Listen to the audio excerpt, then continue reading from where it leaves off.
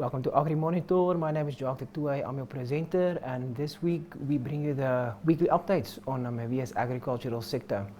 Today we bring you a powerful lineup covering the latest developments affecting farmers, livestock producers, and the wider agricultural community.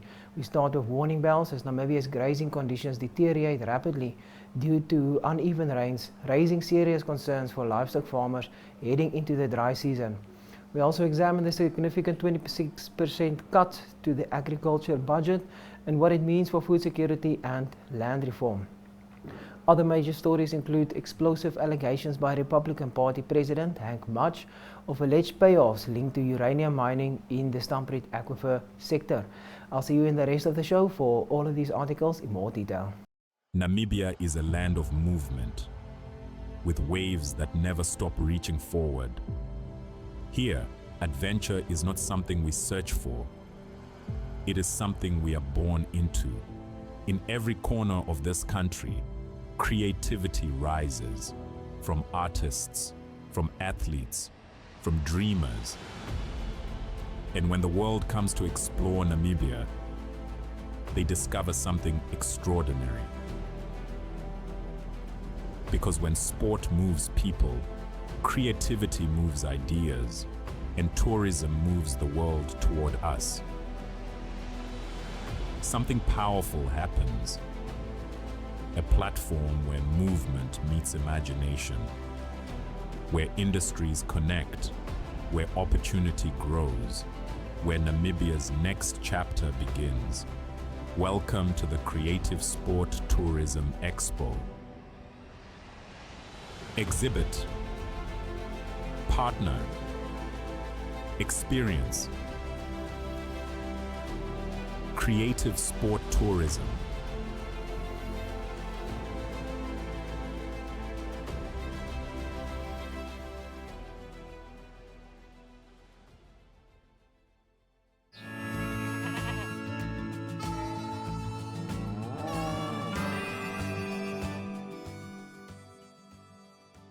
Welcome to Agri Monitor. This week I'll be taking you through the news headlines and discussing the articles from the past week and a little bit further back.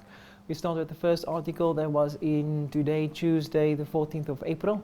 It reads, warning bells as Namibia's grazing conditions deteriorate. Uneven rains and fading greenness raise concern for livestock farmers heading into the dry season. Namibia's rangelands are showing clear signs of stress as vegetation conditions deteriorate across large parts of the country. By the end of March, much of central, western and southern Namibia experienced below normal vegetation conditions, marking a sharp decline from earlier strong greening and in the rainy season. The State of Rangelands report indicates increasing moisture stress, particularly in central, western and southern rangelands, while northern and northeastern regions have also seen noticeable weakening in greenness. Recent showers provided some short-term relief, but follow-up rainfall and sufficient soil moisture will be critical for any meaningful recovery. Livestock production, which relies almost entirely on natural rangeland productivity, faces serious challenges as the dry season approaches. The report warns that productivity can drop to near zero during severe droughts, putting immense pressure on farmers and rural economies face the harshest conditions in the coming months. This uneven rainy season serves as an early warning for the agricultural sector. We move on to the second article. Agricultural votes 37 cut by 26%. Budget cuts threaten food security goals. Namibia's agriculture budget has been reduced by 26% for the 26-27 financial year, dropping to 1.8 million Namibia dollars. Agriculture Minister Inga Zamwani warned that the cut will significantly affect the ministry's ability to deliver on key priorities of food security and land redistribution. The budget comprises of 1.4 million for operations and 352 million for development aligned with the 6th national development. What that means is there's 1.4 million for salaries and keeping things running and 352 million for new development projects. Despite the reduction, the minister highlighted achievements from the previous year, including support to about 80,000 staple grain producers under the dry land crop production program, and a 45% increase in green schemes output. Livestock remains a major contributor, supporting over 45,000 direct jobs and generating more than 2.1 billion Namibian dollars in export earnings in 2025. Concerns were raised, however, about the continued export of live cattle on the hoof, with efforts underway to add value locally through new feedlots and processing facilities. The ministry acquired 24 farms for resettlement, including 11 farms specifically for generational farm workers. Zamwani reaffirmed government's commitment to agricultural development despite the budget constraints. Look at the third article in the past week. This one reads, "They bought them, they paid them. Alleged payoffs for uranium in Stampriet Aquifer." Henk Mudge, president of the Republican Party of Namibia, has accused the Russia-linked uranium mining company Hestspring Investment of buying support from local councillors, headmen and officials. Speaking at a media conference in Windhoek on the 9th of April, Mudge claimed the company paid for backing to allow its more than $500 million WINGS project to proceed in the Stampriet Aquifer area. He expressed his support for the Stampriet Aquifer Uranium Mining Association, called SALMA, a group of farmers, scientists, geohydrologists and concerned Namibians who have been fighting over 4 years to protect the aquifer. Mudge stated that the aquifer belongs to all Namibians and warned against the alleged payoffs that could compromise its future. The accusations highlight growing tensions between uranium mining interests and the need to safeguard vital resources in the region. The Republican Party leader emphasized that the fight is about protecting a shared national asset rather than opposing development outright. Look at the fourth article over the past week. Minister backs disability green scheme farmers with 26,000 Namibian dollars donation. Persons with disabilities living at Otingo village in the Oshakati West constituency have received a significant boost for their farming activities.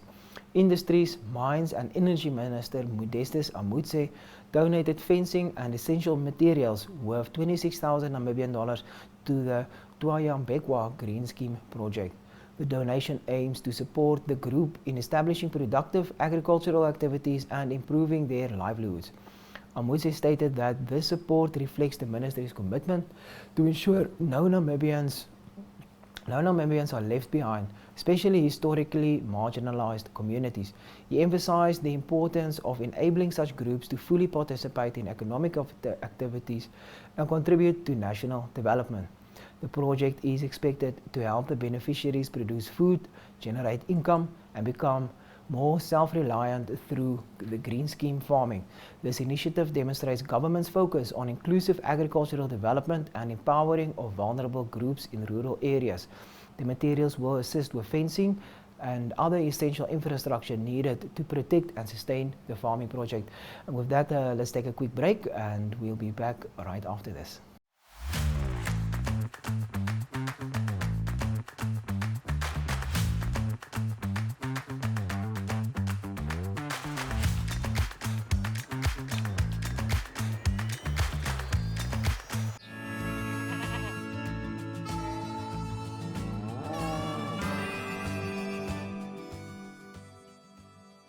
Welcome back after the advertisement, and let's continue with the news, looking at what has happened over the past week.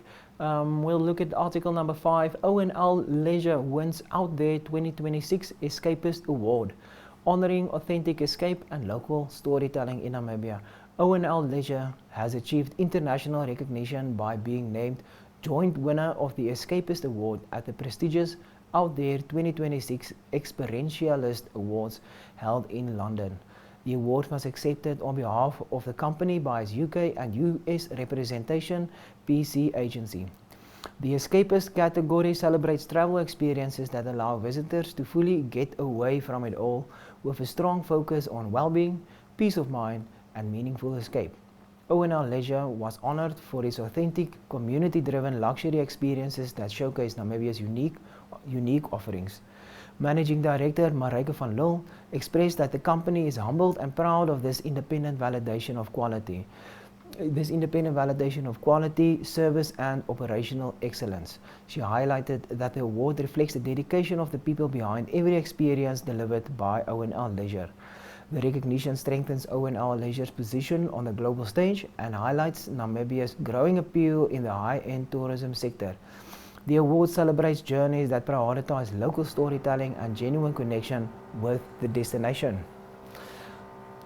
Moving on to the sixth article, we look at feeding wilderness camps in Zimbabwe.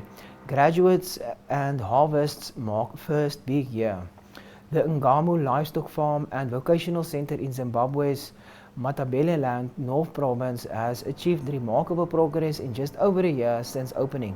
The center celebrated its first 43 graduates and has supplied over 4 tons of fresh organic produce to local families and wilderness camps. This milestone demonstrates the successful integration of skills development, sustainable agriculture, and food security in a conservation landscape. According to Wilderness, the center is building a locally driven conservation economy by combining education with practical farming.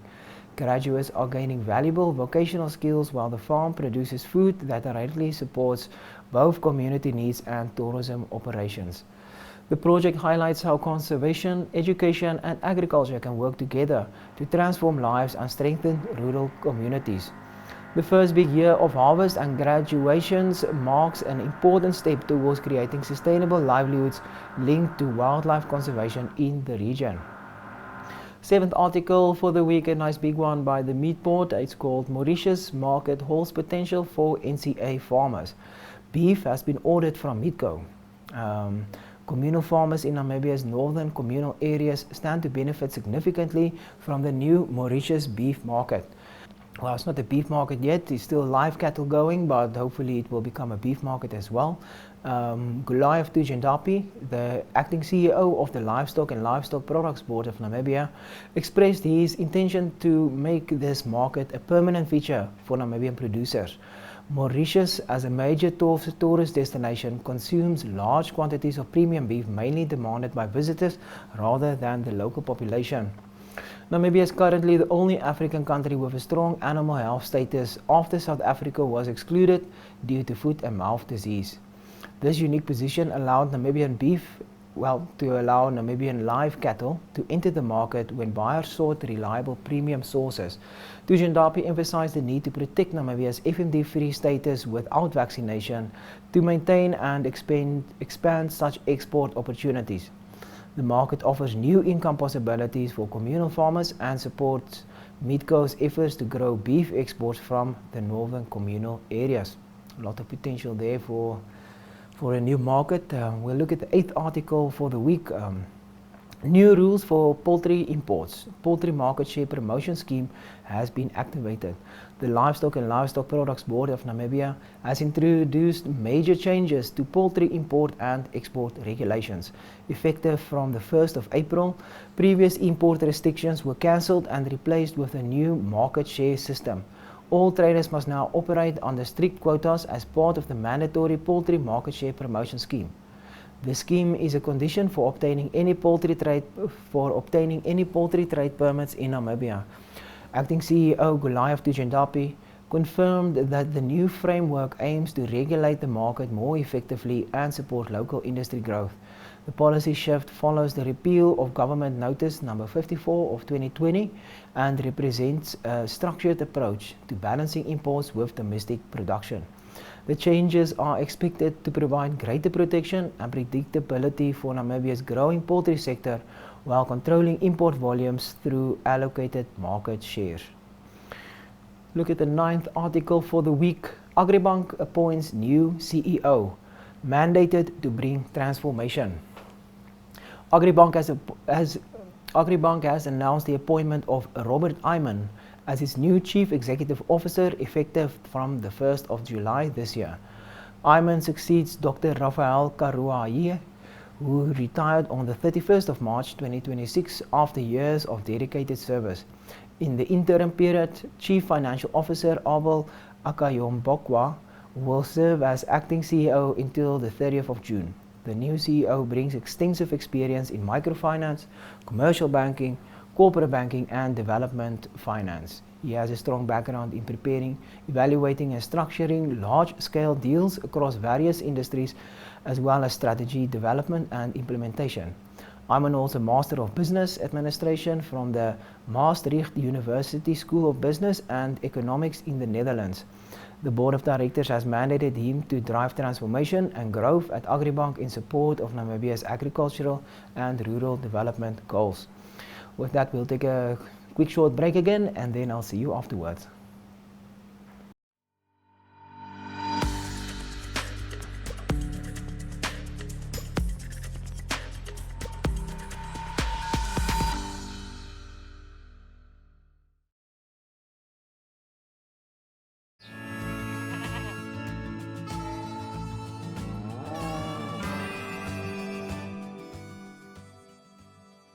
And welcome back after the advertisement. We continue with the news. We're looking at Article 10 for the past week.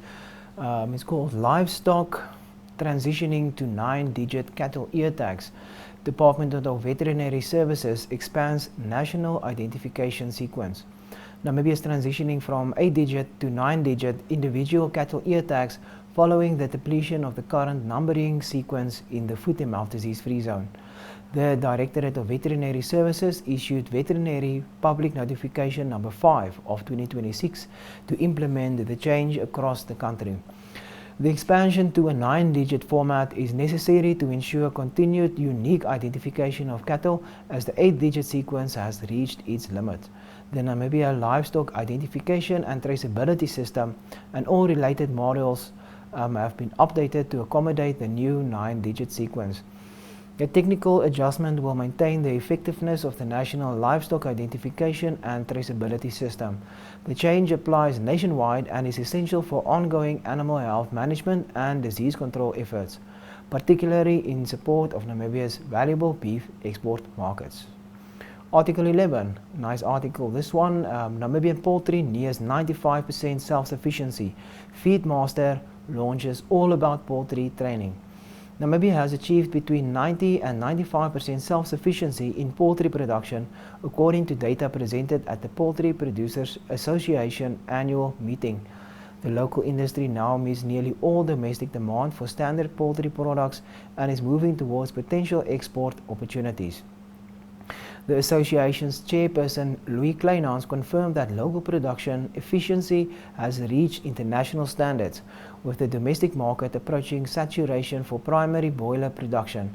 The association is exploring export pathways into neighboring countries. Feedmaster launched its All About Poultry training program to further support the sector's growth and professional development. These developments signal a maturing poultry industry that is becoming increasingly self-reliant and competitive, reducing dependence on imports while creating opportunities for further expansion. Let's look at article number 12 for the past week. Also very good news. B2 Gold invests 2.2 million into agri-education. B2 Gold backs Agra as an agent of change. B2 Gold Namibia has committed 2.2 million Namibian dollars for over 4 years to fund agricultural education through the Agra Agricultural Academy, facilitated by Agra Provision. The bursary initiative was officially launched on the 31st of March in Windhoek, where 20 selected candidates were announced as the first round of grant recipients.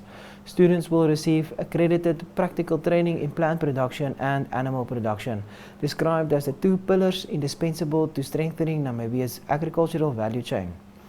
B2 Namibia Country Manager John Roos framed the funding as a social investment, noting that the recipients could one day lead the company's agricultural operations at Otjikoto Farm and even beyond.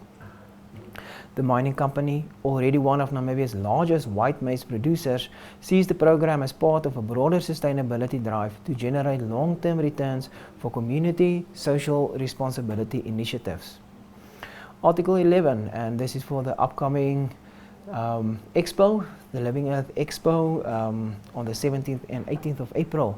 It's called Healthy Soil is Healthy Food is Healthy People. Food and Farming at Living Earth Expo. The Living Earth Expo for 2026 takes place from 17 to 18 April at Dagbreek School in Windhoek, bringing together practical and locally relevant solutions focused on healthy food, regenerative agriculture and resilient farming systems. Unlike traditional agricultural events that emphasize industrial inputs, this expo highlights approaches that work with nature, reduce costs over time, and improve both soil and human health. Visitors can expect organic and regenerative farmers demonstrating profitable food production with fewer external inputs, alongside water-smart solutions tailored to Namibia's dry climate. The event will also feature renewable energy applications for farms and rural households, natural health and nutrition approaches, and local processing techniques that help farmers increase their income beyond selling raw produce. The expo is designed for commercial farmers, small-scale producers, households, schools, and young people seeking practical ways to grow food and create income opportunities.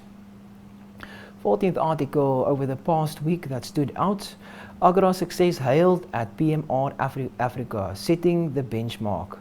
Agra Limited reaffirmed its position as a leader in Namibia's agricultural sector at the prestigious PMR Africa Awards held on the 31st of March at the Movenpick Hotel in Windhoek.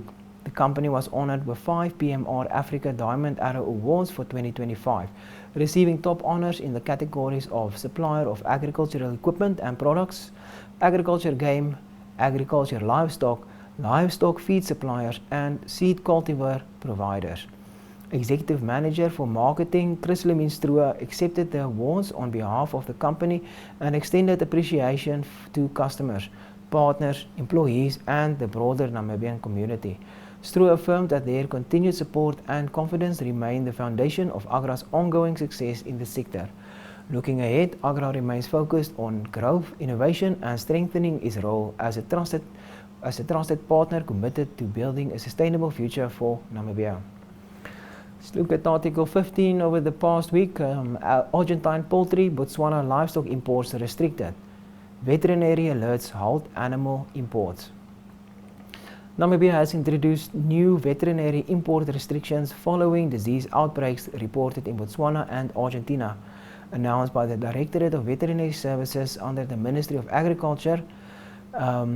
An immediate restriction was placed on the importation and in-transit movement of cloven hoof animals and related products from Botswana following confirmed outbreaks of foot and mouth disease. Namibia has also suspended the importation and transit of live poultry, birds, and poultry products from the Buenos Aires province of Argentina following a reported outbreak of the highly pathogenic avian influenza. All previously issued import permits for poultry and poultry products from the affected Argentine province have been cancelled with immediate effect. Processed poultry products meeting World Organization for Animal Health standards may still be imported provided they are accompanied by a valid veterinary import permit. And then the 16th article for the past week, farmers and the public urged to help protect FMD-free status. Assistance is vital, says the Livestock and Livestock Product Board of Namibia, who are actively contributing to foot and mouth disease control by deploying personnel at all border posts between Namibia and South Africa to disinfect vehicles and operate footpaths. The board is also supplying disinfection equipment and distributing information materials, including visual guidelines on notifiable diseases and protocols for suspected cases, in collaboration with the Directorate of Veterinary Services and the Namibian Agricultural Union. Information cards containing emergency contact numbers of all state veterinarians south of the veterinary cordon fence have been printed and distributed to relevant stakeholders. Funds have also been allocated for drive-through disinfection baths at the Arnhemsvlei and Noord-Oever border posts, as well as a mobile FMD emergency stock storage facility housed in a rapidly deployable container in Windhoek. These measures form part of the country's proactive strategy to safeguard the livestock sector against the severe economic and trade consequences of a potential outbreak. Let's look at the final article for this week, Article 7.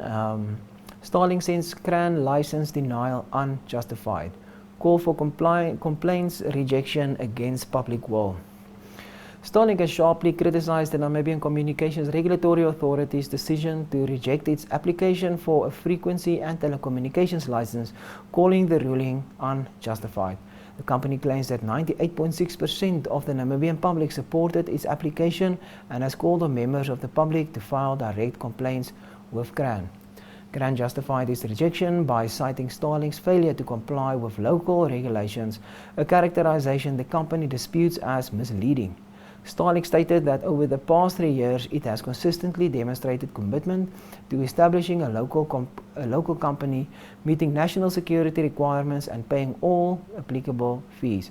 The company noted that these commitments are in full accordance with its standards, business practices across 164 markets worldwide. And that's it for this week's show. I hope you enjoyed the updates of the news that's happened over the last week, and then enjoy the rest of your week. I will see you again in the following program. Enjoy.